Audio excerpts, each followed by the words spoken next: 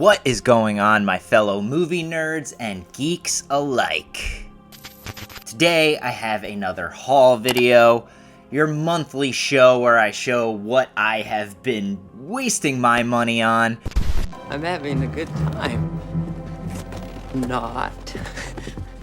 I know, just another haul video, but like I always say, it is fun to see what everyone has been picking up. Let's start things off like I always do. I have a lot of DVDs in my collection, and I've been slowly upgrading them to Blu-ray. Recently, Groove.com had a sale where some Blu-ray titles were as low as $5 if you bought like multiple. So I used that opportunity to buy a lot of movies I only had on DVD. I picked up Prisoners. This is the Denis Villeneuve, however you pronounce it, film starring Jake Gyllenhaal, Hugh Jackman. It is just like an amazing thriller where this guy's daughter is kidnapped and he's trying to figure out who did it. He is beating the crap out of Paul Dano. You got David Dastmalchian in here. Just a beautiful, amazing film. Definitely one of the better films of the last 15 years. Prisoners, man, you gotta check it out.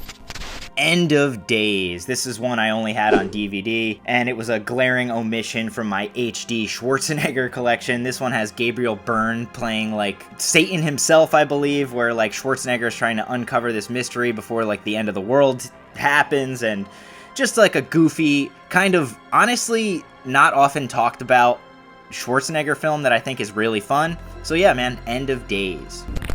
Mars Attacks. God, the classic Tim Burton film with a cast you just would not believe. Aliens coming to Earth to take over the world and just shooting people with laser guns, just like women's heads being put on dogs. It is just so much fun. I remember going to see this one for my birthday when I was a kid.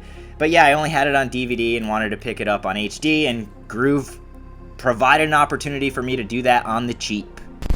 Strange Brew. This is a funny, like, Canadian comedy. You got Rick Moranis in here. It's just like a classic drinking comedy, like from back in the day. I always liked this when I was younger, especially when I was like a booze hound myself. I really enjoyed this. Just like a great comedy that I don't think a lot of people talk about, and you should definitely pick up Strange Brew, you hoser. Basketball. This one is, of course, starring Trey Parker and Matt Stone of South Park fame. This movie essentially is about a couple of just like low-life dudes who are tired of the way sports are being run and played in this day and age, so they start their own game called Basketball. It is just essentially a live-action South Park movie, in my opinion. It is so funny, a movie that like never gets any less funny for me, and just a great cast and a hell of a good time, man. Daylight, another one I had on DVD for the longest time. This one stars like Sylvester Stallone, obviously, as like a chief medical emergency guy who he's tasked with like saving a bunch of people trapped in, I think, the Lincoln or Holland Tunnel going into New York City, where both ends of the tunnel are cut off and it's flooding at a fucking crazy rate, and he's got to go in there and save the day. This movie is nonstop action. It is super sad. It's also just one of the Stallone movies that not a lot of people talk about. It is awesome, heartfelt, great, and yeah, man, Daylight, especially living so close to the tunnels here, I always really like this movie, and I had to upgrade it. Blow, starring Johnny Depp, Penelope Cruz, and Ray Liotta. This is one that came out while I was in high school. It is, of course, about the story of George Jung, who was like a crazy drug dealer, and his just like troubles with the law and struggles to keep his family together. It is just crazy. One of like the greatest thrillers of like my high school era from what I can remember. And yeah, man, had to upgrade it from DVD, and Groove did provide. Falling Down, starring Michael Douglas. This is one I've never owned, but I've always loved this movie. Michael Douglas plays this guy who is getting a divorce from his wife. She's not letting him see his kid. He got fired from his job, and everyone is testing him, whether it be traffic or just like these pseudo punks giving him trouble for just hanging around. And he just is walking through like Venice Beach, Long Beach, LA area, and just fucking shit up. This movie is awesome. It is a movie I'd recommend to anyone. You think you're having a bad day? You're not having as bad a day as Michael Douglas is. Falling Down. Now the next batch I picked up from Walmart. Like, as you know, every Halloween they do like a lot of like crazy steelbooks or like new slipcovers on DVDs and whatnot. And this year was no different. They released a couple movies on Blu-ray steelbook that literally have never even had a Blu-ray release in the United States, so I had to pick them up. Wolf Creek. This movie is awesome. Another one from like my high school years that is, it plays out almost like The Hitcher meets Texas Chainsaw Massacre. It is so gnarly. The Australian outback just plays a great home to John Jarrett's like vicious serial killer, like torturing all these like tourists in Australia. It is awesome. It is gruesome. It is hard to watch at times, but I always have loved Wolf Creek. And because it never had a Blu-ray in the States, I had to pick up this steelbook from Walmart. Sinister. Another one that I had never picked this up at all. DVD, Blu-ray, nothing. So seeing it there in this steelbook, I just decided to pick it up. This one stars Ethan Hawke, who is a writer who writes about true crime, and he moves his family into this house where all these gruesome murders took place. And there's these Super 8 films that he watches that slowly unravels the mystery of Bagul and how he uses the children to like kill these families. It is kind of scary, and one of like the few Blumhouse movies I've always really enjoyed. I find the jump scares to be very effective in this one, and the story is just super compelling, and I've always really liked it. So yeah, Sinister. And the last of them that I picked up was Hannibal Rising, the prequel to, of course, Silence of the Lambs, Manhunter, Hannibal, and Red Dragon. This is telling the story about Hannibal Lecter came to be. I hadn't seen this one in a long time, and it doesn't really hold up that well for me. But if you want to see Hannibal's origin story, this is the movie for you. Essentially, you learn that Hannibal learned how to cannibalize people after he was like sort of like kidnapped, held hostage by the Nazis, and he becomes a sort of like Charles Bronson and Death Wish kind of vigilante killer and uses samurai techniques to like cut people up and eat them. It's okay, I guess. It's a little weird, but it was a glaring omission from my collection, and it's the first time this was on Blu-ray in the United States, so picked it up. These next two I picked up at our local record store that sells used DVDs. The Crow, City of Angels. Now, I know a lot of people don't like the sequels to the Crow movies, but I always had a soft spot for this one because it carries over that kind of nu metal, dark gothic feel as the original. Nothing will compare to the original, but this one's a lot of fun. You've got Thomas Jane in here, Iggy Pop as one of the villains. It kind of carries over that seedy underbelly type city vibe that the original did. And I always kind of liked this one despite its flaws and it not being, of course, Brandon Lee. But I've always enjoyed it, and finding it in the wild on Blu-ray I had to get it. And I picked up RoboCop 3, the Scream Factory edition with still has the slipcover, ironically, which is kind of crazy. This is one I've had on DVD forever. I don't really care for the third one that much. I mean, how do you kill off Nancy Allen in this movie? And RoboCop has a jetpack at one point, and he's fighting this ninja robot. It's kind of over the top and silly, but I never had it on Blu-ray, and I decided now was the time, and I couldn't say no because it was, Scream Factory slipcover in the wild, had to get it. These next few I picked up on Amazon. They just had a good price that I couldn't say no to, and I needed to upgrade them.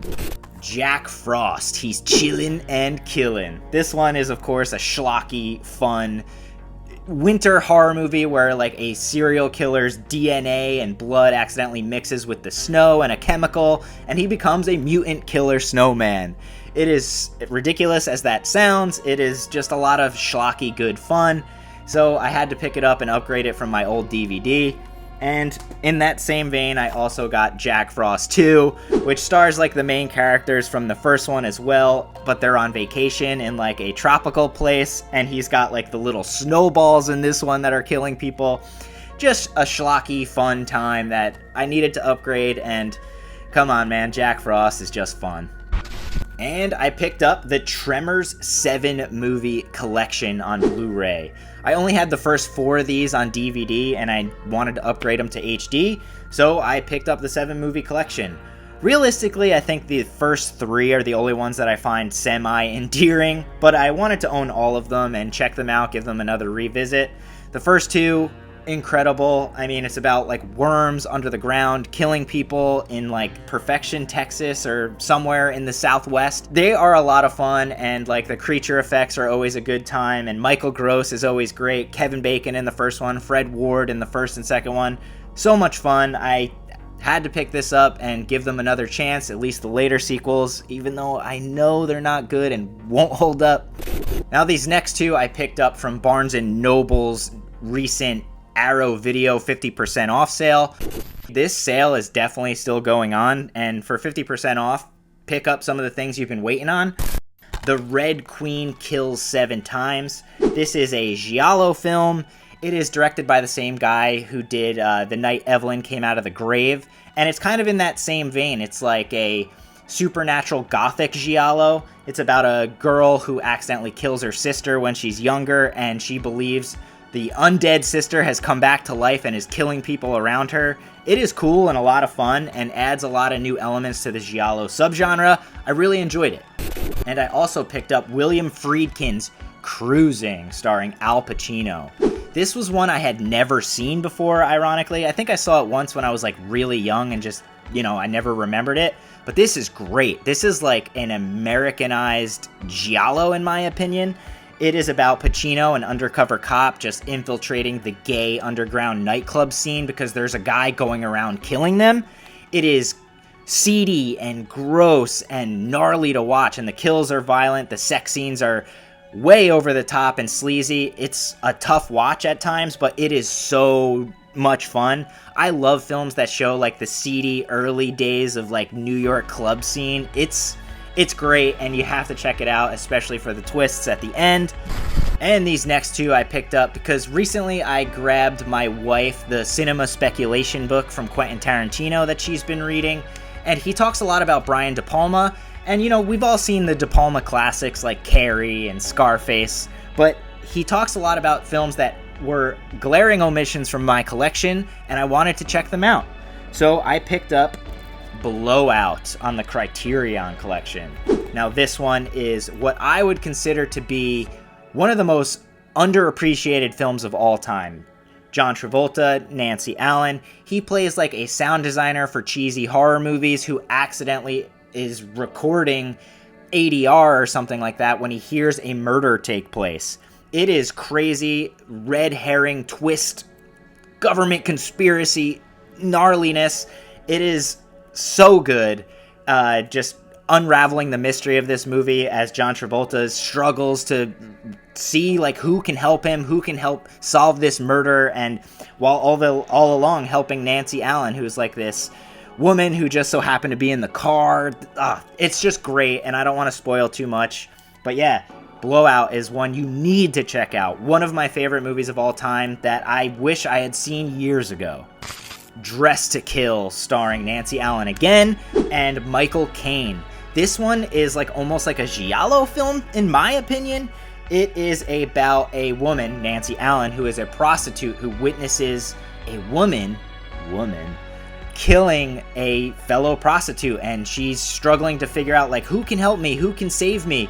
And the twist at the end of this one, granted, once you know the twist and who the killer is, this is it almost becomes cheesy because you can obviously tell who the killer is the whole movie, and it's very funny. But this is just great, just classic horror thriller with a lot of great violence, and you have to check out Dressed to Kill, and I'm so glad that we're diving deeper into the Brian De Palma mystery thriller films, man. And recently I picked up Cat in the Brain. As you've known, if you've been keeping up with my Instagram or anything like that, I've been diving deeper and deeper into Lucio Fulci movies. This is one I had never seen, ironically, and Grindhouse releasing, I have like, Pieces, The Beyond, Cannibal Holocaust, you name it. I have like almost all of them, but I never had Cat in the Brain. But this is like a super cool like early 90s movie, man. It stars Lucio Fulci as Lucio Fulci, and he is being driven to psychosis and madness while making his own movies.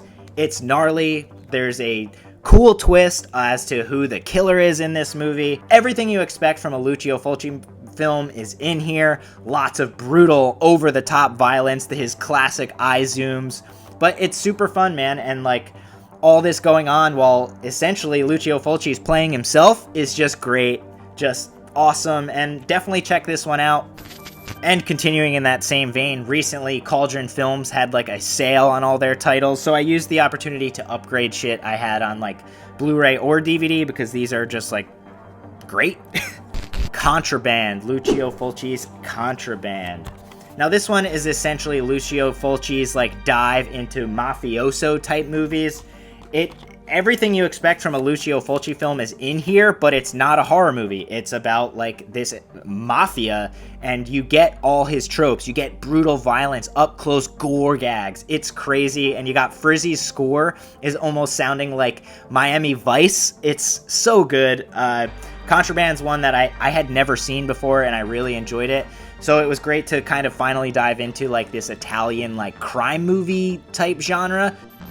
And one I've had on, you name it, VHS, DVD, Blu-ray, but I never picked it up on 4K, City of the Living Dead.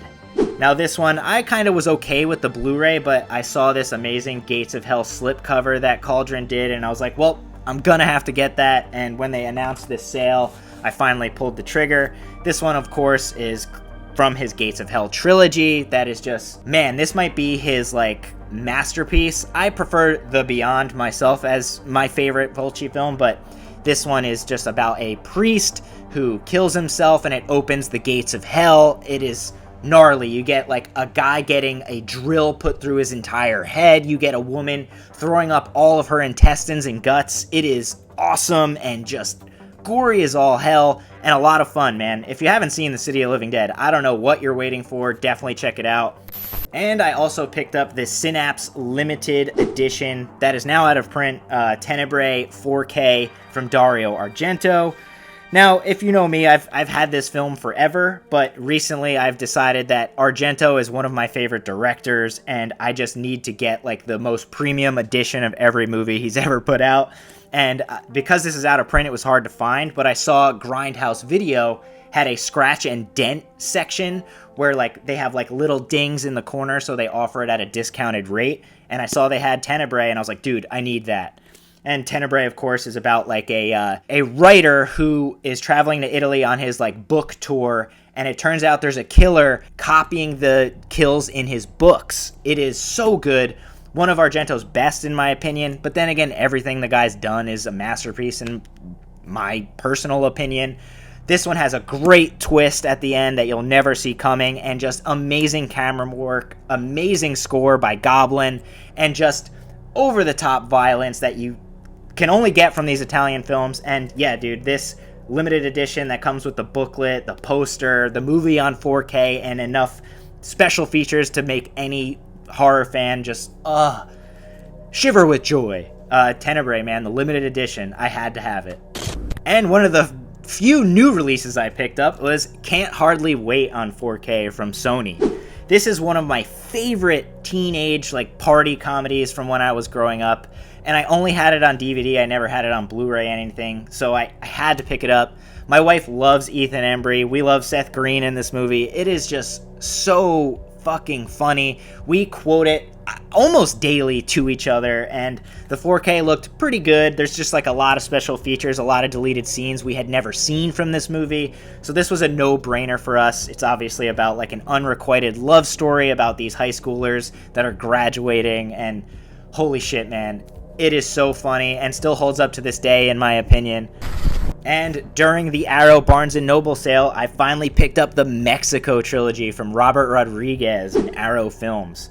This is another one. I only had this on DVD, all these films. So seeing that this was announced, I was like, well, I gotta get that eventually. It, of course, has El Mariachi, Robert Rodriguez's first film about a mariachi player who is confused for a drug lord, so all these gangsters are trying to rob his gun case, and it's just like an action thriller that is a lot of fun, very independent, his first film. And then, of course, his masterpiece, Desperado, where he finally found his footing. You got Antonio Banderas playing the titular mariachi character. You got Steve Buscemi. You got Quentin Tarantino, Cheech Marin, Danny Trejo. Fuck, Salma Hayek. God, Desperado is so good, and like, he is just this badass mariachi that walks into town and just starts blowing people away. It is one of my favorite action movies of all time, and it is just great, so well written, and you could tell that Quentin Tarantino definitely had a hand in this one. The violence, the explosions, everything about it is just amazing.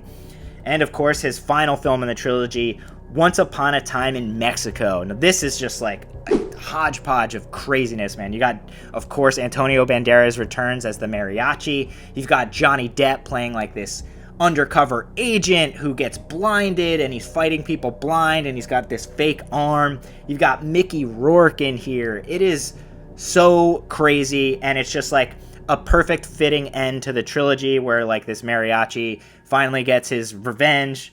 Enrique Iglesias is one of the mariachis in this movie, but just a great action trilogy from one of the masters, Robert Rodriguez. And of course, Desperados on 4K, the other two movies on Blu-ray. And this set is just incredible. So many bonus features. There's like a mini poster for every single one of the movies, a little booklet with all the write-ups. This was a must-have for me, and I just love these films with all my heart. Alright guys, so that is what I picked up at this here end of summertime. Let me know in the comments what you guys have picked up, and let me know if there's anything that is coming out that I should have picked up. I'd love to hear about it. And as always, if you want like my thoughts or even just my star ratings on any of these movies, follow me on Letterboxd. I tend to write a lot of like nonsense and drivel about all the movies I'm rewatching on Letterboxd.